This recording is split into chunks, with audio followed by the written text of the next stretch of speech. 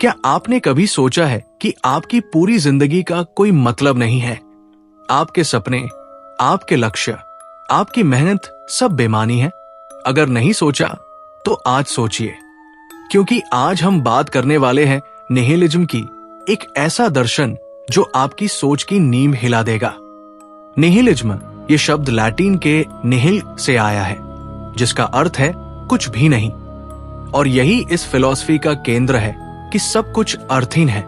लेकिन वीडियो आगे बढ़ाने से पहले एक चेतावनी, ये वीडियो आपको असहज कर सकता है। आपके विश्वास, आपके मूल्य, आपकी जिंदगी के मायने, सब कुछ आज सवालों के घेरे में आएगा।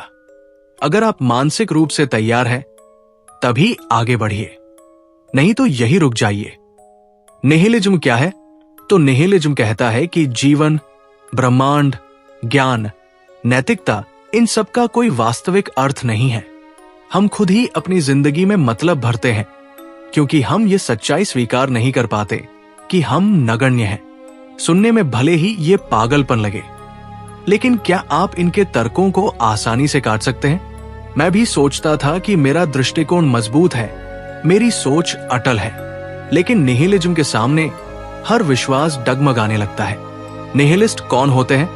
वे लोग जो मानते हैं कि ना कोई परम सत्य है, ना कोई नैतिकता असली है, ना भगवान का अस्तित्व है, ना ही जीवन का कोई उद्देश्य है। सुनकर आपको लग रहा होगा कि ये तो बिल्कुल निराशावादी और नकारात्मक विचारधारा है, लेकिन रुकिए, इनके तर्क सुनिए, फिर फैसला कीजिए। पहले बात करते हैं अस्तित्ववादी निहिलिज्म की। इसके अनुसार आपके जीवन का कोई उद्देश्य नहीं है। आप यहां किसी खास मकसद के लिए नहीं भेजे गए। आपका जन्म एक बायोलॉजिकल प्रक्रिया है, बस। कोई डिवाइन पर्पस नहीं, कोई डेस्टिनी नहीं। फ्रेडरिक नीट्शे ने कहा था, God is dead and we have killed him. मतलब ईश्वर की अवधारणा मर चुकी है और हमने खुद उसे मारा है, क्योंकि आधुनिक विज्ञान और तर्क के युग में पुरानी मान्यताएं टूट रही हैं। अब सोचिए, एक पत्थर रास्ते में पड़ा है, क्या उसके अस्तित्व का कोई मतलब है? नहीं ना। तो हमारे अस्तित्व का क्या मतलब है? हम भी तो ब्रह्मांड में एक छोटे से ग्रह पर रहने वाले जीव हैं। इस विशाल ब्रह्मांड में जिसकी कोई शुरुआत या अंत हमें पता नहीं। हमारी क्या हैसियत है? 13.8 अरब साल पुराना ये ब्रह्मांड अनगिनत आकाश गंगाओं से भरा हुआ, और इस विशालता में हम जो केवल 70 से 80 साल जीते हैं, क्या हम वाकई मायने रखते हैं? दूसरा है ज्ञान संबंधी निहिलिज्म। ये हमारे ज्ञान पर ही प्रश्न चिन्ह लगा देता है। इसके अनुसार सच्चा ज्ञान संभव ही नहीं है, या अगर है भी तो मानव की समझ से परे है। एक उदाहरण लेते हैं, हमने डीएनए की खोज की। वाह, कितनी बड़ी उपलब्धि! लेकिन रुकिए, डीएनए तो सदियों से मौजूद था। हमने बस उसे देख लिया। हमने कुछ बनाया नहीं, सिर्फ खोजा। और वो भी कब? 1950s में। मतलब जब से इंसान है तब से ये ज्ञान था? नहीं, सिर्फ पिछले 70 सालों में। अब सोचिए, ब्रह्मांड में कितने ऐसे रहस्य होंगे जो हम कभी नहीं समझ पाएंगे, जो हमारी बुद्धि की क्षमता से बाहर है। एक चींटी को आप भौतिकी नहीं समझा सकते, क्योंकि उसकी बुद्धि सीमित है। तो क्या हम भी किसी अन्य स्तर की समझ से वंचित हैं? हमारा तथाकथित ज्ञान, विज्ञान, गणित, दर्शन, ये सब मानवीय दिमाग की रचनाएं हैं। हम अपनी सीमित इंद्रियों से जो देखते हैं उसे ही सत्य मान लेते हैं, लेकिन क्या यही पूर्ण सत्य है? तीसरा और सबसे खतरनाक, नैतिक निहिलिज्म। ये कहता है कि अच्छा बुरा, सही गलत, ये सब मानव निर्मित अवधारणाएं हैं। वास्तविक नैतिकता जैसी कोई चीज ही नहीं। आप कहेंगे, अरे हत्या गलत है ना? ठीक है, एक सवाल युद्ध में सैनिक दुश्मन को मारता है, गलत है? लोग कहेंगे नहीं, वो तो देश की रक्षा है। कोई आत्मरक्षा में किसी को मार देता है, गलत है? कोर्ट कहेगी नहीं, ये जायज था। तो क्या हत्या गलत है या सही? निर्भर करता है परिस्थिति पर। मोरल निहिलिज्म कहता है नैतिकता रिलेटिव है, एब्सोल्यूट नहीं। हम अपने कर्मों को जस्टिफाई करने के लिए नैतिकता का सहारा लेते हैं। समाज अपने फायदे के लिए नियम बनाता है और उन्हें नैतिकता का नाम दे देता है। हजारों साल पहले दास प्रथा नैतिक थी, आज अनैतिक है। तो सच क्या है? क्या नैतिकता बदल गई या हमारी सुविधा? पार्ट 5, धर्म और निहिलिज्म। अब बात करते हैं धर्म की। सबसे पुराना धर्म सनातन है, लगभग 4000 साल पुराना। बाकी धर्म और भी नए हैं, लेकिन ब्रह्मांड 13.8 अरब साल पुराना। मतलब ब्रह्मांड के 99.9999% समय में कोई धर्म नहीं था। तो क्या ईश्वर इंतजार कर रहा था कि कब इंसान पैदा हो और कब वो धर्म बनाए? और ये धर्म बनाए किसने? इंसानों ने। पवित्र ग्रंथ लिखे किसने? इंसानों ने।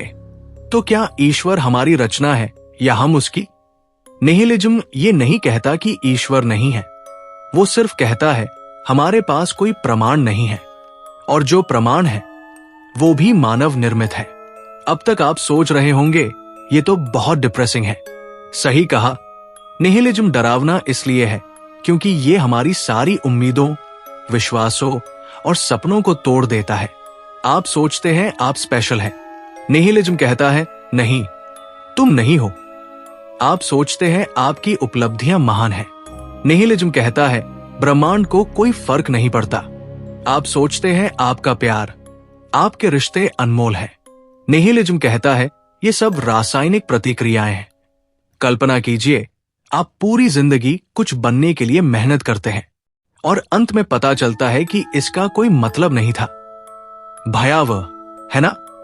लेकिन रुकिए, एक ट्विस्ट है। अगर सब कुछ मीनिंगलेस है तो ये आजादी भी है। सोचिए, अगर आपकी गलतियों का कोई मतलब नहीं तो डर किस बात का? अगर लोगों की राय का कोई महत्व नहीं तो चिंता किस बात की?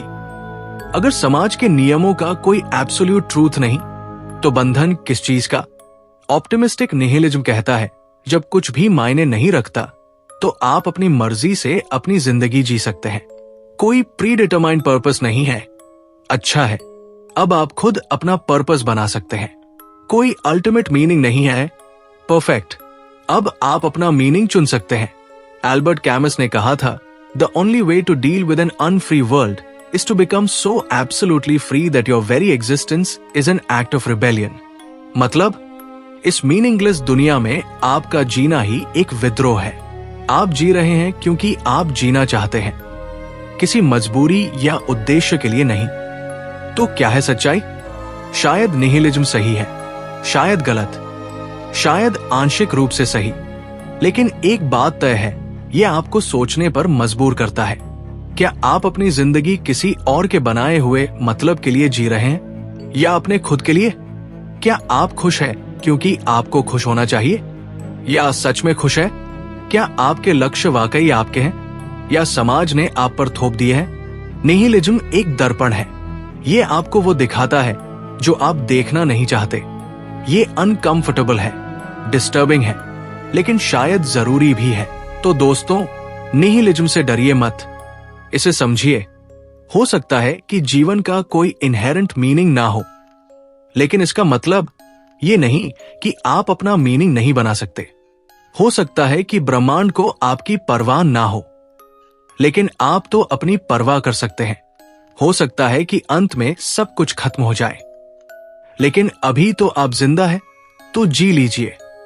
याद रखिए, we are going to die and that makes us the lucky ones. Most people are never going to die because they are never going to be born। Richard Dawkins. तो जीवन को मीनिंगलेस समझकर दुखी मत होइए, बल्कि इस फ्रीडम को सेलिब्रेट कीजिए कि आप अपनी मीनिंग खुद बना सकते हैं।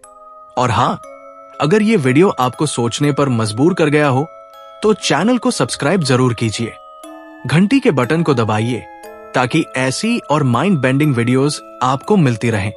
कमेंट में बताइए आप निहिलिज्म के बारे में क्या सोचते हैं?